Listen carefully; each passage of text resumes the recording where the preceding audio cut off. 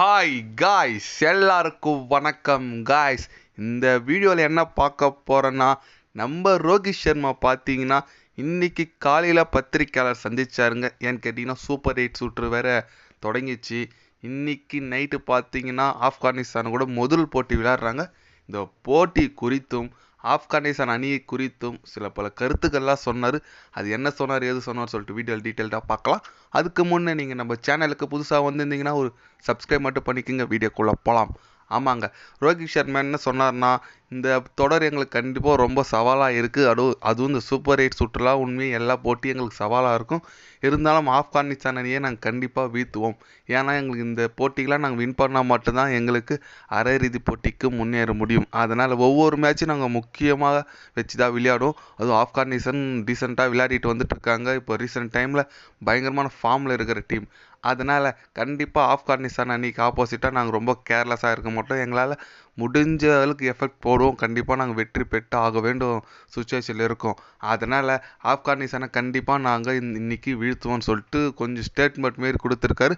அவர் கோலி பற்றி பேசுகிறார். கோலி கண்டிப்பாக ஃபார்முக்கு வருவார், அது எனக்கு உறுதி. ஏன்னா அவர் வெஸ்ட் இண்டீஸ் பிச்சில் எப்படி இருக்குதுன்னு தெரியும். அவரோட பேட்டிங் ஆவரேஜ்லாம் கண்டிப்பாக அவர் ஃபார்முக்கு வரதா சொல்லியிருக்கார் ரோஹித் சர்மா. ஆமாங்க, அவர் பேசியிருக்கிறது படி பார்த்தீங்கன்னா கரெக்டு தாங்க. ஏன்னு கேட்டிங்கன்னா ஆப்கானிஸ்தான் அணி டீசெண்டாக ஆடிட்டு வந்துட்டுருக்காங்க. ஒரு மேட்ச்சு கூட எப்படி சொல்கிறது, ஓப்பனிங் குர்பாஸ்லாம் பயங்கரமான ஃபார்மில் இருக்கார். எல்லாமே ஒரு ஆல்ரவுண்டிங் டீமாக தெரியுறாங்க. மேக்ஸிமம் நிறைய ஆல்ரவுண்டர்லாம் இருக்காங்க ஆப்கானிஸ்தான் டீமில். அதனால் கண்டிப்பாக அவங்க எதிராக ஆடும்போது கேர்லெஸ்ஸாக இருக்கக்கூடாதுங்க. கண்டிப்பாக ரொம்ப ரொம்ப முக்கியமாக ஒரு எப்படி சொல்கிறது, ஃபுல் பிளானோடு வந்தால் மட்டும்தான் அவங்ககிட்ட ஜெயிக்க முடியும். ஆனால் அந்தளவுக்கு நல்ல ஒரு டீமாக தெரியுறாங்க ஆப்கானிஸ்தான் அணி. இந்திய அணியை பார்த்தீங்கன்னா அவங்களும் குறைச்சவங்க இல்லைங்க. எல்லாமே ஆல்ரவுண்டிங் ஆப்ஷன் இருக்குது, பேட்டிங் ஆப்ஷன் இருக்குது, ஸ்பின்னிங் ஆப்ஷன் எல்லாமே இருக்குது. நான் ஒரு டவுட்டுனா இன்றைக்கி சிராஜ் விளையாடுவாரா, அதுதான் ஒரே சந்தேகங்க. ஏன்னு கேட்டிங்கன்னா ஆல்ரெடி சிராஜ் எல்லாமே 3 ஃபாஸ்ட் பவுலர் இருக்காங்க. யார் கேட்டிங்கன்னா பும்ரா, ஹர்தீப் சிங், அப்புறம் நம்ம ஹர்திக் பாண்டியா இருக்கார். அது விட்டால் சிவன் துபேன்னு ஒரு மீடியம் ஃபேஸர் இருக்கார். 4 ஃபாஸ்ட் பவுலர் ஆப்ஷன் இருக்குது. இருந்தாலும் ஒரு ஸ்பின்னர் வந்தால் நல்லாயிருக்கும் கண்டிப்பாக. ஏன்னா அது வெஸ்ட் இண்டீஸ் ஸ்பின்னர் பிச்சில். அதனால் குல்தீப் யாதவ்ல சகல் யாருன்னா கூட்டிகிட்டு வந்தால் அக்சர், ஜடேஜா, குல்தீப், சகல் 2 பேரில் யாருன்னா நல்ல ஒரு ஸ்பின்னிங், அதாவது ரிஸ்ட் ஸ்பின்னர்னாவே ஒரு மகிமை தான். ஆனால் வெஸ்ட் இண்டீஸில் கண்டிப்பாக ரொம்ப யூஸ்ஃபுல்லாக இருக்கும். அவங்களோட ஸ்பின்னிங் கண்டிஷன் மேக்ஸிமம் இருக்கும். அதனால் நம்ம இந்திய அணி இன்றைக்கி எந்த மாதிரி ஒரு டீம் எடுத்துகிட்டு வராங்கன்னு சொல்லிட்டு அதே ஒரு குழப்பமாக இருக்குது. ஒன்று என்னென்னா கோலி ரோஹித் ஓப்பனிங் தான் கண்டினியூ பண்ணுறாங்களா, அதே ஒரு சந்தேகமாக இருக்குது. ஏன்னு கேட்டிங்கன்னா நிறைய பேர் சொல்லிட்டு வராங்க, கோலி ரோஹித் சர்மா ஓப்பனிங் பேர் செட் ஆகலை, கோலி ஒன் டே ஒன்னே போகலாம், ஜெய்ஸ்வால் எடுத்துட்டோம் அப்படி இப்படி சொல்லிட்டு இருக்காங்க.